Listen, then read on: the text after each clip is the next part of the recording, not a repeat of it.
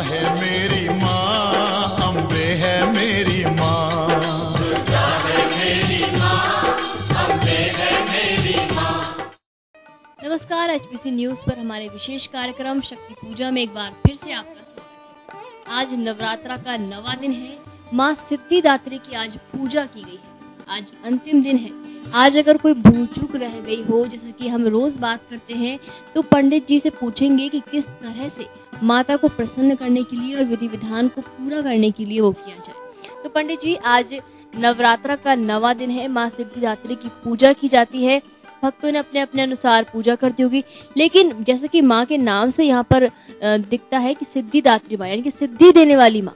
तो किस तरह से अगर कोई विशेष सिद्धि प्राप्त करनी हो या फिर कोई विशेष मनोकामना अगर पूर्ण करवानी हो, तो कैसे माँ को प्रसन्न किया जाए? अगर दिन में कोई मतलब भूल चूक अगर रह गई हो, शाम को हम पूजा पाठ करें, तो किस तरह से माँ को प्रसन्न करने के लिए 9वें दिन की जो पूजा होती है विशेष महत्व रखती है और कैसे ये की जाए? आज माँ सिद्धिदात्री की पूजा करके 9 कन्याओं का भोजन कराने के बाद सुबह हम नवरात्रा को संपन्न कर चुके हैं। बाकी नवरात्रा संपन्न तभी होता है जब आप दूसरे दिन दशहरा के सुबह तक अपने व्रत यदि आपने रखा है, उपवास रखा है, उपवास को रखना होगा।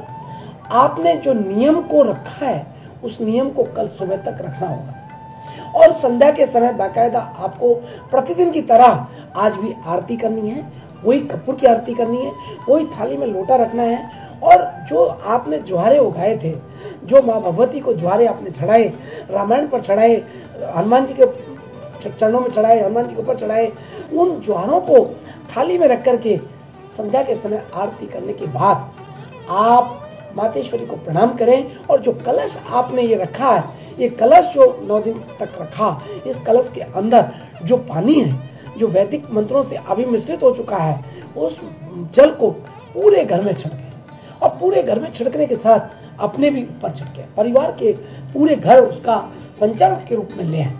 ये माँ भगवती का आशीर्वाद लेने का एक तरीका है, एक वेदोक्त यहाँ हम बताना चाहेंगे कि आपके घर में सर्व मंगल हो, सर्व शुभ हो, ऐसी कामना के लिए माँ भगवती के चरणों में आज संध्या के समय आप पुनः माँ भगवती को पुष्पमाला चढ़ाएं और चूंकि पुष्पमाला जो आपने सुबह चढ़ाई थी वो आशीर्वाद के रूप में लेकर के और आपने परिवारजन को पहनाई, लेकिन संध्या के समय पुनः फिर पुष्पमाला चढ़ाएं और पुष्पमाला पीली हो या गुलाब के फूल की हो, क्योंकि कार्य की सिद्धिदात्री जैसा इनका नाम है ठीक उसी प्रकार से कार्य की सिद्धि करने वाली माँ है।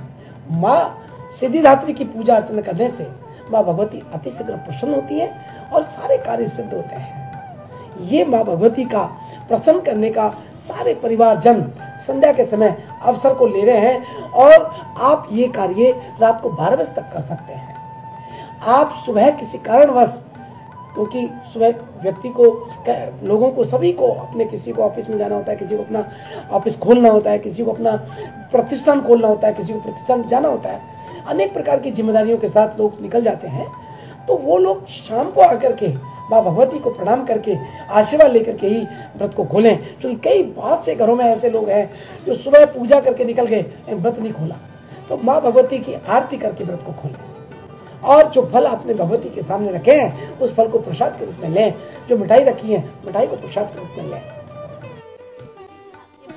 माँ सिद्धिदात्री जो है 9वें दिन जिनकी पूजा की जाती है, कैसे पूजा करें, लेकिन सबसे बड़ी बात क्या है, जो मंत्र यहाँ पर होते हैं कि किस तरह से 9वें दिन का कौन सा विशेष मंत्र है जो कि भक्त बोले और माता प्रसन्न हो जाए। आज का दिन भक्तों के लिए जो कि सुबह पूजा कर चुके हैं, सुबह संपन्न कर चुके हैं, माँ भगवती को प्रसन्न करने का एक ही है और ये है या श्री स्वयं सुकृति नाम भवने स्वलक्ष्मी पापात्मनां कृतधियां हृदये सुबुद्धि श्रद्धा सतां कुलजन प्रभवस्व लज्जा तां त्वां नतास्म परिपालय देवी विश्वम।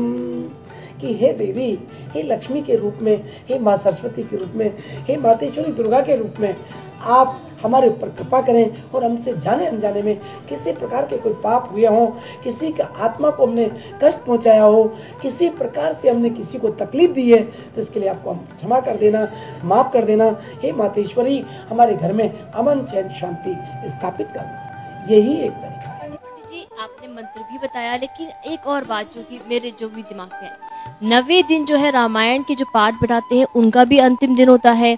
तो पूरा जो विधि विधान होता है कैसे करें, जो पाठ का जो अंतिम है वो किस तरह से करें और कैसे पूजा करें, कैसे सारे के सारे जो जितने भी कार्य होते हैं आज 9वें दिन को लेकर वो कैसे संपन्न किए जाएं, ये एक संशय रहता है कि पहले क्या किया जाए इस बात को लेकर। तो ये आपसे जानना चाहेंगे। 9वीं के दिन बहुत से लोगों के संशय ये भी रहता है कि ज्वारे आज ही हटाएं या फिर कल हटाएं। कई लोगों को होता है कि अब जब पाठ संपन्न हो गया है, क्योंकि आपके घर में पुरोहित आया है तो उन्होंने विसर्जन भी किया है, देवताओं का आह्वान भी होता है तो विसर्जन भी होता है।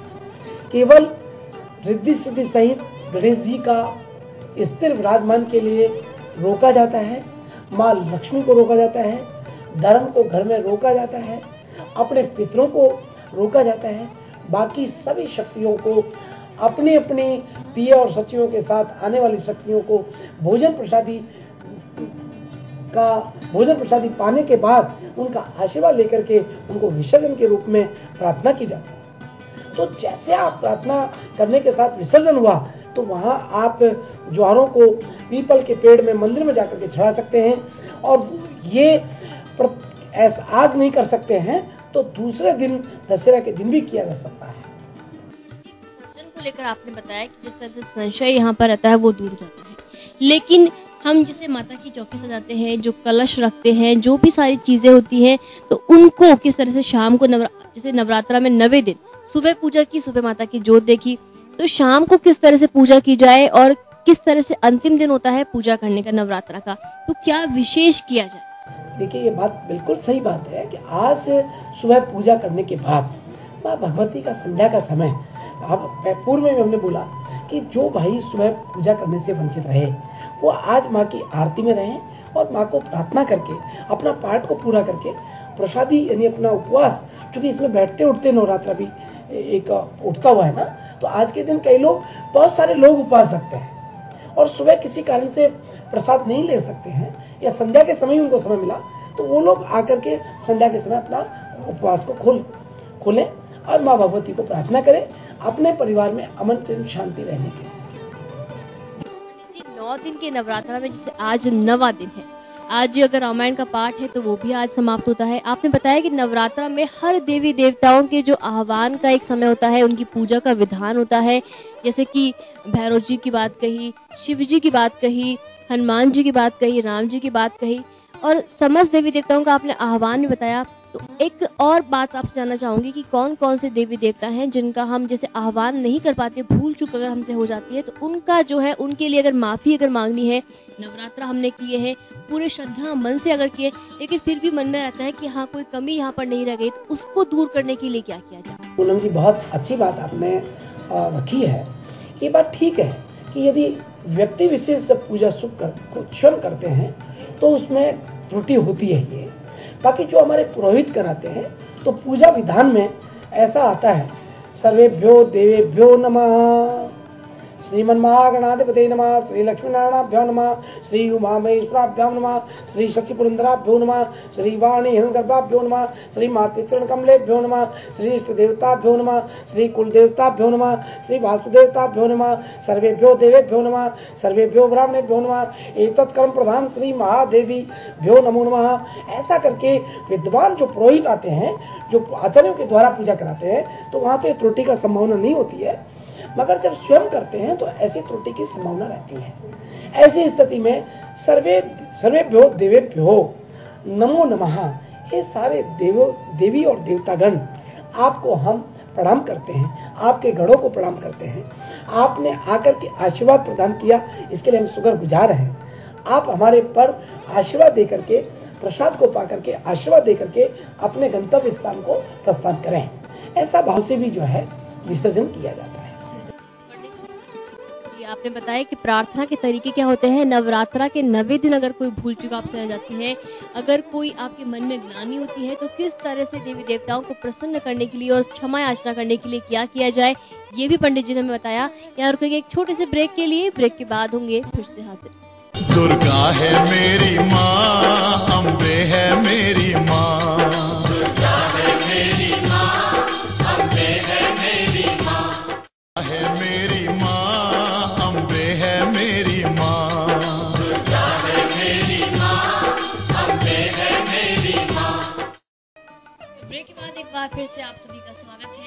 विशेष कार्यक्रम शक्ति पूजा में। पंडित जी, ब्रेक से पहले आपने बताया कि किस तरह से अगर नवरात्रा के 9वें दिन कोई भूल चूक अपराध अगर हो जाता है 9 दिनों में, तो किस तरह से क्षमा याचना की जाए। पंडित जी, कल दशहरा है, दशहरे पर लोग शस्त्र का पूजन करते हैं। किस तरह से कौन कौन से पूजन करने चाहिए, किन किन देवताओं का आह्वान करना चाहिए, और देवी पूजा का दशहरे के दिन क्या विशेष महत्व होता है, क्योंकि भक्त जो है अक्सर नवरात्रा में 9वें दिन की पूजा को ही विशेष मानते हैं, दशहरे की जो पूजा होती है उसे विशेष नहीं माना जाता। तो कौन कौन सी जो विशेष महत्व है दशहरे के, ये आपसे जानना चाहेंगे। देखिए, बहुत अच्छी बात आपने जानी है। ये बात सही है कि आत्मबल बनाएगा विजयदशमी। विजयदशमी जिन लोगों को प्रत्येक कार्य में बाधा हो, जिनके कार्य निष्फल होते हों, उन्हें विजय लक्ष्मी के दिन अपराजिता का पूजन कर कार्य प्रारंभ करना चाहिए। इस समय प्रारंभ किया गया कार्य सिद्ध देने वाला होता है। और विजयदशमी भारतीय संस्कृति का मुख्य अर्थ है। ज्योतिष शास्त्र के अनुसार विजयदशमी को ऐसे ग्रह नक्षत्रों का संयोग होता है जिसमें विजय यात्रा की शुरुआत करने का, विजय की कामना रखने वाले का ही निश्चय जीत होती है। भगवान श्री राम ने रावण पर विजय दैवीय एवं मानवीय गुण, सत्य, नैतिकता तथा सदाचार की राक्षसी एवं अमानवीय दुर्गुणों, अनैतिकता, असत्य, दंभ, अहंकार और दुराचार पर विजय प्राप्त की थी। इसलिए दशहरा, विजयदशमी दशहरा जो है एक बहुत बड़ा पर्व है और ये स्वयं सिद्ध अबूझ मुहूर्त है। इस दिन कोई भी कार्य किसी भी रूप में किया जा सकता है और करते हैं। यहाँ बात करते हैं विजयदशमी की। ये पर्व आत्मबल की प्राप्ति का पर्व है और जिसमें आत्मबल होता है वह अश्व विजय होता है। ज्योतिष शास्त्र की दृष्टि से आश्विन शुक्ल पक्ष की को अगस्त तारे का उदय हो जाता है। आत्मबल का प्रतीक आत्मकारक सूर्य दक्षिण गोल में प्रवेश करता है। दक्षिण गोल राक्षसों का क्षेत्र माना जाता है, उत्तर गोल देवों का क्षेत्र माना गया है। राम आत्मा का पर्याय है, राम आत्मा का पर्याय है, राम ही आत्मा है। पर्याय राम का दूसरा नाम आत्मा है और सूर्य ही आत्मा स्वरूप होता है। दक्षिण गोल में सूर्य के जाने पर राक्षस क्षेत्र प्रभावी होता है जो मन के करीब है और मन ही सारे विकारों का घर है। 5 ज्ञानेंद्रियां एवं 5 कर्मेंद्रियों का राजा मन ही है। 10 इंद्रियों के विकार ही दुराचार, अभिमान, लोभ, मोह आदि पैदा करते हैं। इससे व्यक्ति, परिवार, राष्ट्र अशांति, अस्थिरता एवं विनाश की ओर अग्रसर हो जाता है। ये सूर्य की आराधना या सूर्य होने पर आत्मबल प्राप्त होता है, जिससे ये इस इंद्रियों के विकार पर विजय प्राप्त हो जाती है। ऐसा दशहरे के दिन पूजन अर्चन करने से इंद्रियों पर विजय प्राप्त करते हैं। जैसा कि राम रावण की कथा एवं विजयदशमी भी इसी का संदेश देती है कि दशानन रूपी आसुरी शक्तियों पर देवीय शक्तियों की विजय होती है। रावण के 10 मुख रावण के 10 मुख हैं। उनका नाम है काम, क्रोध, लोभ, मोह, अहंकार, ईर्ष्या, देव, छल, हट, आलस। ये 10 जो है रावण के 10 मुख हैं और जिनके वशीभूत होकर इंद्रियां अपने परम लक्ष्य को भूल जाती हैं। भगवान श्री राम ने श्रवण नक्षत्र युक्त दशमी को रावण विजय के लिए प्रस्थान किया और शत्रुओं पर विजय प्राप्त की थी। इसलिए ज्योतिष शास्त्र में फल प्राप्ति के लिए पूर्णा तिथि को अनुष्ठान करना श्रेष्ठ कहा है। आज के दिन यदि किसी प्रकार की विजय की प्राप्ति के लिए कोई अनुष्ठान करते हैं तो आज का दिन सबसे इच्छित फल देने वाला है और उन्नति की कामना करने वालों को इस दिन इच्छित कार्य को प्रारंभ करना चाहिए।